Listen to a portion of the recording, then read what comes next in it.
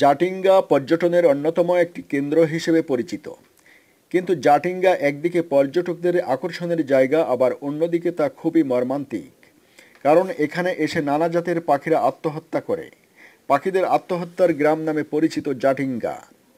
প্রাকৃতিক সৌন্দর্যে ভরা ছোট্ট একটি গ্রাম জাটিঙ্গা ভারতের আসামের উত্তর কাছাড় জেলার সদর শহর হাফলং থেকে 9 কিলোমিটার দূরে জাটিঙ্গা অবস্থিত। আসামে শিলং পাহাড়ের পর শুরু হয় হাফলং পাহাড়ের সারি। স্থানীয় দিমাসি ভাষায় হাফলং শব্দের অর্থ হল উইপুকার তৈরি করা ছোট্ট পাহাড়। তবে জাটিঙ্গা শব্দটি দিমাসি ভাষার নয়, শব্দটি জেমে নাগা উপজাতির।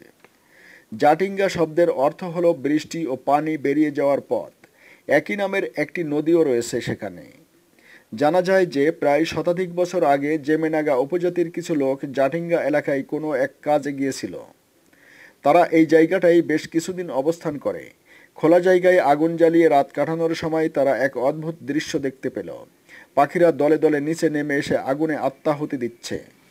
জেমে নাগা উপজাতিরা জাটিঙ্গা এলাকায় এখন আর বাস করে না, কারণ তাদের ধারণা জায়গাটা অস্বাস্থ্যকর।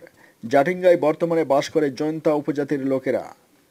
পাখিদের এই আত্মাহুতির বিষয়টিকে তারা ঈশ্বরের দান বলে মনে করে।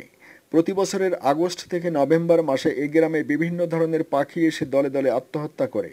আর এই রহস্যময় ঘটনায় জাটিঙ্গাকে অনবদ্য করে তুলেছে ট্যুরিজমের খাতায়।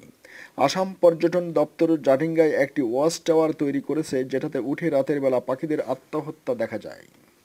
পাখিদের এই আত্মহত্যার ঘটনা পাখি বিশারদদের দৃষ্টি আকর্ষণ করতে সক্ষম হয়েছে বহু আগেই। সারা বিশ্বের বহু পাখি বিশারদ জাটিঙ্গায় গিয়ে এই রহস্যময় ঘটনা পর্যবেক্ষণও করে এসেছেন।